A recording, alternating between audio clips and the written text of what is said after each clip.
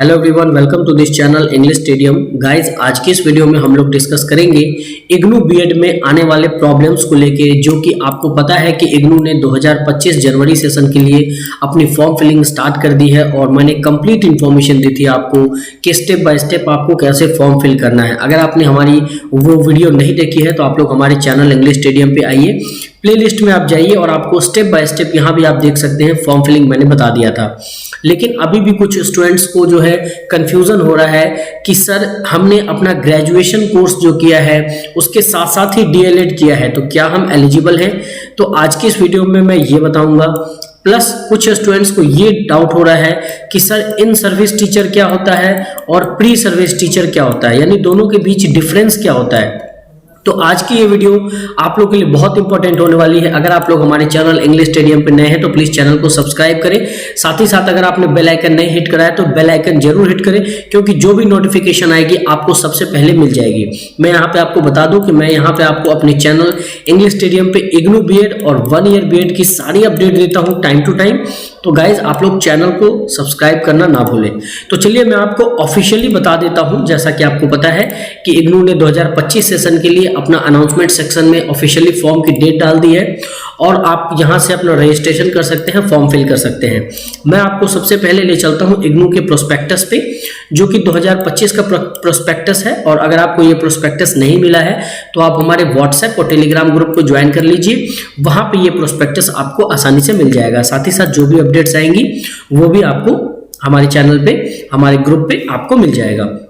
तो चलिए वीडियो में सबसे पहले बात करते हैं ऐसे स्टूडेंट्स जिन्होंने 1 साल अपना कोर्स जो है वो फेस टू फेस मोड किया है और 1 साल जो है ओडीएल में किया है, तो क्या वो एलिजिबल है? तो यहाँ पे आप देख सकते हैं पॉइंट जी में प्रोस्पेक्टस में साफ साफ लिखा हुआ है कि the applicants who have completed 1 year diploma through face-to-face mode and 2nd year through ODL mode and vice versa will not be considered or eligible for the admission। यानी कि अगर आपने डीएलएड या बीटीसी किया है और उसमें से फर्स्ट ईयर या सेकेंड ईयर उसमें से कोई 1 साल ही आपने फेस टू फेस मोड किया है और दूसरा साल आपने क्या किया है, ओडीएल किया है, तो आप इग्नू बीएड के लिए एलिजिबल नहीं हो, यानी आप इग्नू बीएड का फॉर्म नहीं भर पाओगे। तो ये पॉइंट आपको क्लियर हो गया। अब दूसरा पॉइंट ये है जो बहुत सारे स्टूडेंट्स अभी भी मैसेज करके पूछ रहे हैं कि सर हमारा जो 1 साल गैप हो गया है, जैसे कि if an applicant has got his admission cancelled and has taken a gap year from graduation or post graduation to complete the diploma। यानी कि आपने गैप ले लिया है, आपने ग्रेजुएशन में क्या किया है, गैप ले लिया है। 1 साल आपने ग्रेजुएशन किया या पोस्ट ग्रेजुएशन किया और आपने क्या किया, गैप ले लिया, और उस गैप में आपने क्या किया, अपना डीएलएड का प्रोग्राम किया। तो टेक्निकली प्रोस्पेक्टस कहता है कि आपका जो कोर्स है वो साइमल्टेनियसली माना जाएगा, यानी आपको उसको एक साथ माना जाएगा और ऐसे प्रोग्राम्स को कंसीडर नहीं किया जाएगा इग्नू बीएड के लिए। जी हाँ गाइज, यानी कि आपने मान लीजिए 3 साल का ग्रेजुएशन किया और आपने 2 साल का डीएलएड किया और आपने ये 2 साल का डीएलएड इसी 3 साल के बीच में गैप लेके अगर कर लिया तो आप एलिजिबल नहीं होंगे। चाहे आपने मास्टर्स भी अगर ऐसे करा है तो भी आप एलिजिबल नहीं होंगे। इग्नू ने अपने प्रोस्पेक्टस, जो कि बिल्कुल लेटेस्ट प्रोस्पेक्टस है, 2025 का प्रोस्पेक्टस मैं आपको दिखा रहा हूँ, उसके अकॉर्डिंग आप एलिजिबल नहीं है। तो आई होप आपको ये पॉइंट क्लियर हो गया होगा। अब आते हैं थर्ड पॉइंट की तरफ, जो कि बच्चे बहुत ज्यादा पूछ रहे हैं। चूंकि ये एलिजिबिलिटी क्राइटेरिया में आता है, पॉइंट ए है कि both in service and pre service candidate fulfilling the eligibility criteria are eligible for admission. यानी अगर आप इन सर्विस टीचर है या प्री सर्विस कैंडिडेट है तो भी आप एलिजिबल हैं इग्नू बीएड में फॉर्म फिल करने के लिए। अब सवाल यहाँ पे ये आता है कि सर इन सर्विस और प्री सर्विस में डिफरेंस क्या होता है? तो मैं यहाँ आपको एक्सप्लेन कर देता हूँ, बिल्कुल क्रिस्टल क्लियर हो जाएगा आपको। यहाँ पे आप देख सकते हैं इन सर्विस टीचर का क्या मतलब है। Refers to the teacher who is currently employed, यानी ऐसे इंडिविजुअल या ऐसे टीचर जो करेंटली जॉब कर रहे हैं, एम्प्लॉयड मतलब जॉब कर रहे हैं, and actively teaching in schools और एजुकेशनल इंस्टीट्यूशन। जॉब कर रहे हैं का मतलब ये नहीं कि कोई अदर जॉब कर रहे हैं, वो टीचिंग की जॉब कर रहे हैं, तभी उनको इन सर्विस टीचर माना जाएगा। किसी स्कूल में वो as a teacher full time काम कर रहे हैं तब उन्हें माना जाएगा कि वो इन सर्विस टीचर है। आई होप आपको ये पॉइंट क्लियर हो गया होगा। यहाँ पे 2-3 पॉइंट्स और भी मैंने समझाए हैं ताकि आपको सपोर्टिंग पॉइंट्स हैं आपको क्लियर हो जाएगा।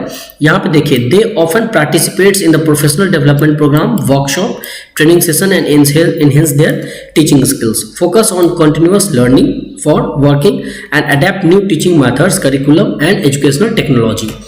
आप सिंपल एक शब्द में आप समझ लीजिए कि इन सर्विस टीचर का मतलब होता है ऐसे कैंडिडेट जो कि जॉब कर रहे हैं किसी भी गवर्नमेंट में, किसी भी प्राइवेट इंस्टीट्यूशन में, लेकिन टीचिंग की जॉब कर रहे हैं, तो वो कहलाएंगे in service teacher.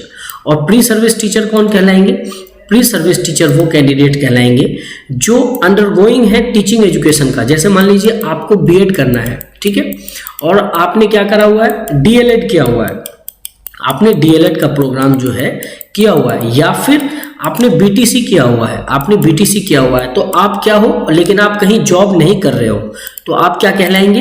Pre service teacher कहलाएंगे। मैं एक बार फिर से आपको रिपीट कर देता हूं, refers to individuals who are undergoing teacher education और training but not yet started full time teaching.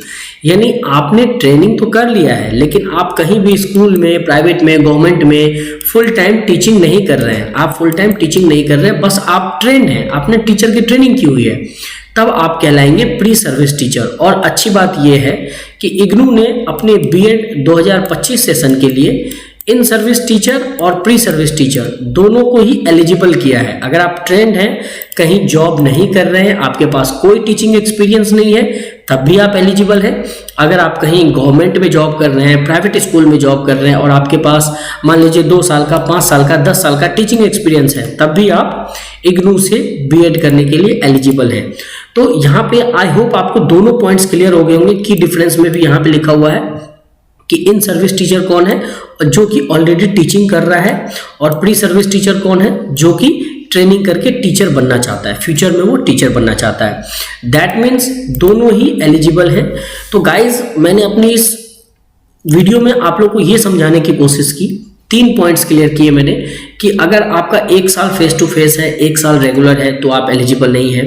दूसरा पॉइंट बताया कि अगर आपने अपना ग्रेजुएशन किया, पोस्ट ग्रेजुएशन किया, और उसमें आपने गैप लेकर के अपना कोर्स किया डीएलएड या बीटीसी का, और फिर उसको आपने अपना कंटिन्यू किया अपना ग्रेजुएशन या पोस्ट ग्रेजुएशन, तब भी अकॉर्डिंग टू नए नॉर्म्स के अकॉर्डिंग आप एलिजिबल नहीं हैं। और तीसरा पॉइंट मैंने आपको डिफरेंस बताया कि इन सर्विस और प्री सर्विस में क्या डिफरेंस होता है। और आपको अगर अभी भी कोई भी डाउट है तो आप अभी हमारे चैनल पे जाइए, कमेंट सेक्शन में आप आइए और वहां पे आपका अपना कमेंट लिखिए। जितने ज़्यादा से ज़्यादा आप कमेंट करेंगे, जो भी टॉपिक आपका जो भी डाउट है उसके ऊपर मैं सेपरेट वीडियो आप लोगों के लिए बना दूंगा। तो गाइज, ये चैनल मैंने आप लोगों के लिए इसलिए बनाया है ताकि आप लोग को इग्नू बीएड और 1 ईयर बीएड की जो भी अपडेट है वो मिलती रहे, और आपको कोई भी दिक्कत ना हो फॉर्म फिलिंग में लेके। आप लोग अगर हमारे चैनल इंग्लिश स्टेडियम पे नए हैं तो प्लीज़ चैनल सब्सक्राइब करें, क्योंकि आप लोग जितना शेयर करेंगे, जितना सब्सक्राइब करेंगे, तो उतना हमें मोटिवेशन मिलेगा काम करने का गाइज। तो प्लीज़ चैनल को जरूर सब्सक्राइब करें। और अगर आपके मन में अभी भी कोई भी डाउट है इग्नू बीएड एडमिशन जनवरी 2025 सेशन को लेके, आप फॉर्म फिल करना चाहते हैं, आपके मन में एक्सपीरियंस को लेके डाउट है, तो आप मुझे ज़्यादा से ज़्यादा कमेंट करें, मैं उसके ऊपर एक सेपरेट वीडियो बना दूंगा। तो चलिए गाइज, मिलते हैं नेक्स्ट वीडियो में। आई होप आपको ये वीडियो हेल्पफुल लगी होगी। जय हिंद, जय भारत।